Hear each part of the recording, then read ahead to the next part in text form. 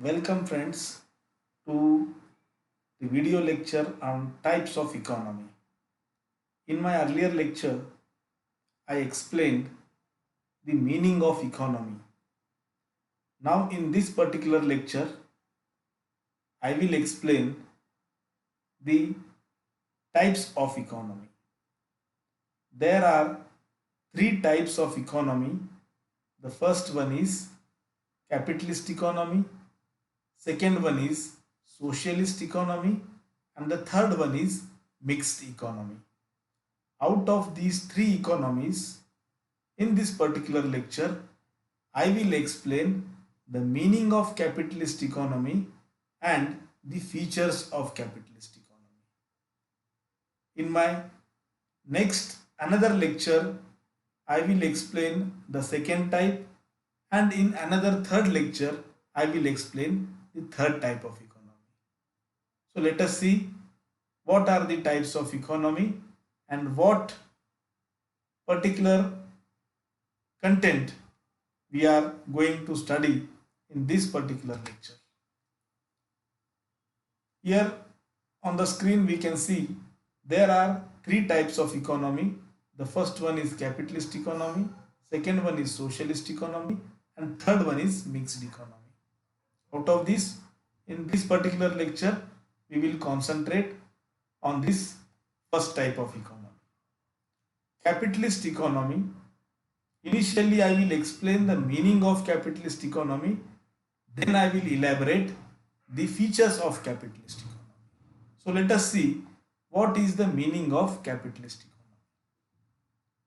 economy. The classification of the economies as capitalist, social and mixed depends upon the ownership of factors of production, or we can say it depends upon the ownership of resources. Here in the capitalist economy, the ownership of the resources or the ownership of factors of production is with private individuals. The economy where the ownership of resources is given to the private individuals or private capitalists, that type of economy is known as capitalist economy.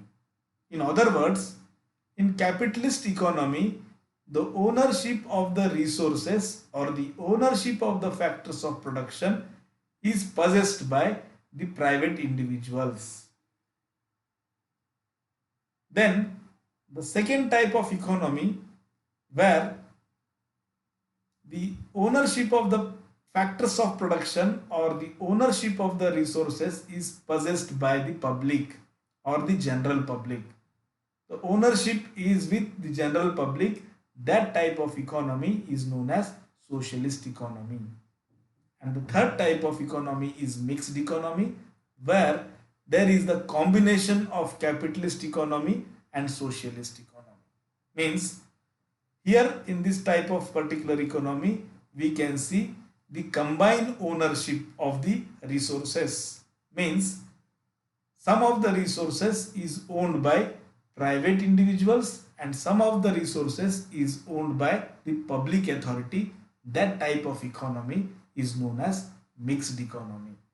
So after discussing or after understanding the basic concept of these three types of economy, now we will move to discuss the features of capitalist economy. In this particular lecture, I will just concentrate, I will just explain the features of capitalist economy. So let us see the features of capitalist economy or the characteristics of capitalist economy. Just while mentioning the definition or the meaning of capitalist economy, I said the capitalist economy is such type of economy where the ownership of the factors of production is possessed by private individuals, or the ownership of the resources is possessed by private individuals. That economy is known as capitalist economy. It is also known as free market economy, or it is also known as laissez-faire economy. Free market economy in the sense, in this economy, no other mechanism will interfere in the economic matters. No other mechanism means other government agency or any other public authority will not interfere in the economy. In that sense, it is free market economy. The economy is handed over to the free market. The economy which is not controlled by any public authority, that economy is free market economy. Means the private individuals of the country, the private capitalists of the country, they undertake the production process, they possess the ownership of the factors of production, they possess the ownership of the resources without the interference of the public authority. They run the free market economy. The another word is laissez-faire economy. Laissez-faire economy means the government authority or public authority will not involve in the economic activities. They will not involve means they will not interfere in the economic activities. The economy is free. The economy and the functioning of the economy is handed over to the private individuals. The functioning of the economy is handed over to private capitalists. That economy is known as capitalist economy or free market economy or laissez-faire economy. Now we will see the characteristics or features of capitalist economy. The very first feature of the capitalist economy is private property. It means in the capitalist economy, the possession of the private property is allowed. Means each and every individual of that particular country where the capitalist economy exists, that individual can possess his own private property. He can purchase the own private property. He can possess the own private property. That private property he can transfer to his successors. So this private property, the possession of the private property is allowed in the capitalist economy. Means a private capitalist or a private individual can possess, can purchase, can sell or can transfer his own private property. These are the freedoms which have been assigned to the private individual in the capitalist economy. Now we will see the second feature, the second characteristics. Second characteristics of the capitalist economy is consumer sovereignty. Consumer sovereignty means it is a type of freedom which is assigned to the consumer. In the capitalist economy, the consumer get a control of the market. Control of the market in the sense the consumer get the controlling power in the market. Means a sort of freedom the consumers will get in the capitalist economy. It means the consumer is in a position to determine the trend of the market. The consumer get the controlling power of the market. Through their aggregate demand, the consumer can change the preferences of the demands in the market. The consumer controls the market. The consumer with his demand increases the sale of a particular commodity, or consumer with his preference and demand sometimes stops the production of Consumer sovereignty means the consumer will decide what sort of commodity he will purchase, what sort of commodity he will reject. Means the consumer is having all the freedom regarding the decision making, regarding the purchasing of the commodities. The consumer, they will be in a power, or the consumer will get a power to determine, even to determine the prices of the commodity. So he will determine what sort of commodity he is going to purchase. He will get the freedom to decide his own preferences. So that consumer sovereignty we can see in this capitalist economy. It means in consumer sovereignty, the consumer controls the demand of the market. The consumer, through his preferences and through his demand, he will control the production process of the market. So in that sense, the consumer get the controlling power of the economy. That is what the second feature of the capitalist economy. The third feature is profit motive. Profit motive means the private capitalists or the private producers in the capitalist economy run their industries with profit motives. They run their undertakings, they run their industries to earn and to maximize their profit. In order to maximize their profit, they will increase the margin in between the cost of production and price of commodity. Through minimum cost and maximum prices, they will earn the maximum amount of profit, or they will earn the profit out of the surpluses of the labors. So the most important motive of the capitalist economy is the profit motive, or to maximize the profit of the industrialist, or to maximize the profit of the private capitalist. The next characteristics of capitalist economy is competition. In capitalist economy, we can see the competition of various industries which are producing the similar types of commodities. Number of industries exists in the capitalist economy which produce the similar types of commodities. So the competition starts, or the competition exists in between different types of industries. For example, if you take an example of the production of mobile phones or cell phones, number of companies, number of industries we can see in that particular market.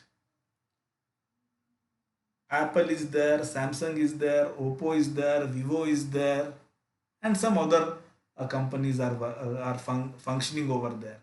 So each and every producer, each and every industry is competing with each other. In case of the SIM cards, we can see BSNL is there, Airtel is there, Idea is there, Vodafone is there, and they are competing with each other. Someone is giving some other scheme, and another at the same time the Reliance is giving some another scheme. So they are competing with each other. Because of this competition, the consumer will get the quality product at the minimum price. The consumer will get the high quality of the product at the very less price because of this competitive market. So this type of competition exists in between different industrialists or different producers in the capitalist economy. Not even in a country, the competition, this type of competition also exists world over in the capitalist economy. Now we will see the next characteristics, that is fifth one, price mechanism. Price mechanism means in the capitalist economy, the determination of the prices of the commodity takes place in the market itself. It means some other authority or some other government agency, public authority will not interfere while determining the prices of the commodities. The prices of the commodities will be determined in the market itself through demand and supply forces. That is what the meaning of price mechanism is. Price mechanism means the market itself, in the capitalist economy, the market itself determines the prices of the commodity through demand and supply forces. Whenever the demand increases, the price will increase.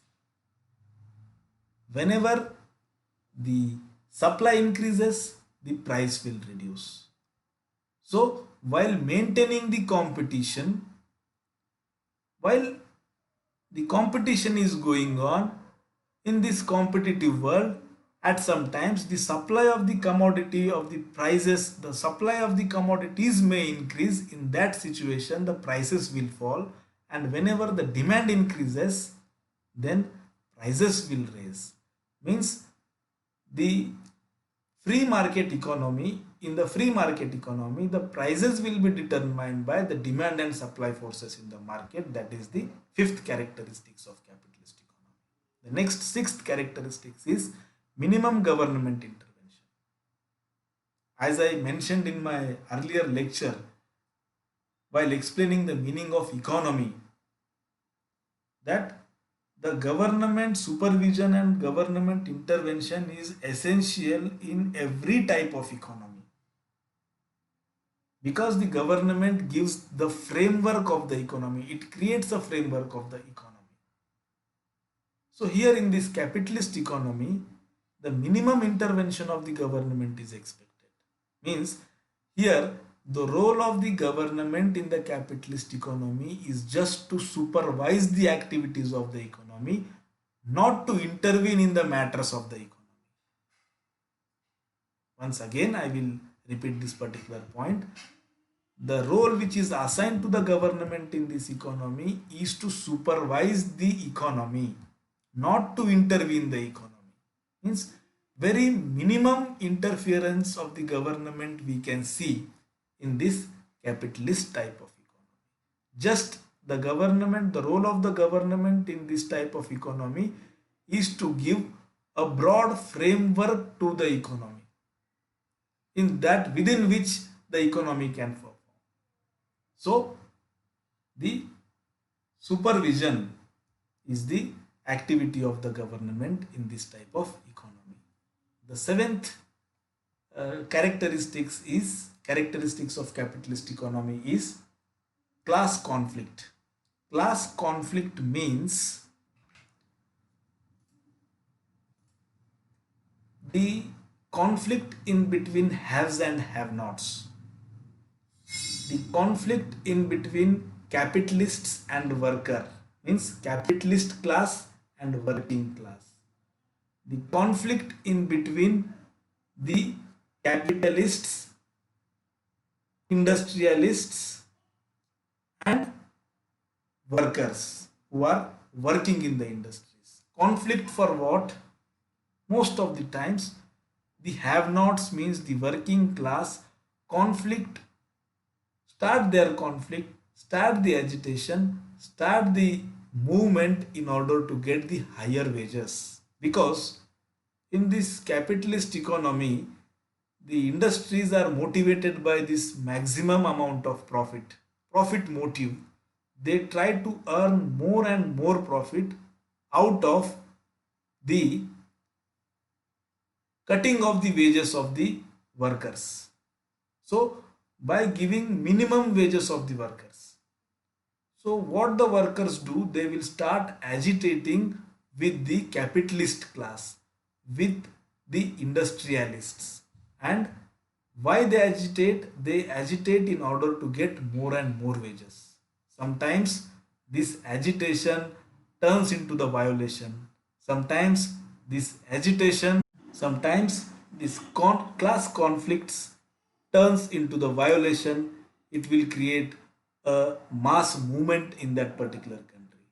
It will create a revolution in that country. Such type of examples are there uh, in the world, because in 1917 in Russia, this class conflict changed the picture of the capitalist economy in that particular country. So, the conflict of the class is inevitable in the capitalist economy, because the workers will raise their voice in order to get their rights, in order to increase their salary. And on the other hand, the capitalist will try to reduce the salaries of the workers in order to maximize their profit.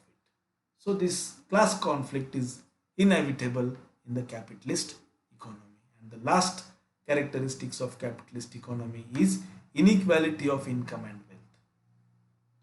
Because of the freedom which have been given to the private capitalists or private industrialists, there in this type of economy it will create an inequality of income and wealth.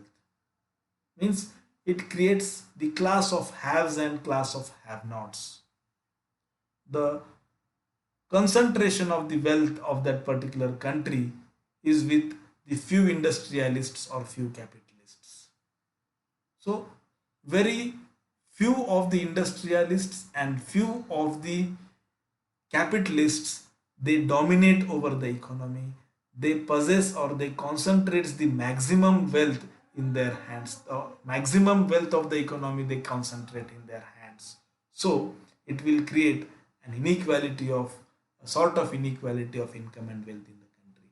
Only the haves will amount earn the amount of profit every year with the help of the investment and reinvestment process, and the workers on the other hand, they do work manual labor in the industries, and they will not be in a position to accumulate the profit or to accumulate the wealth.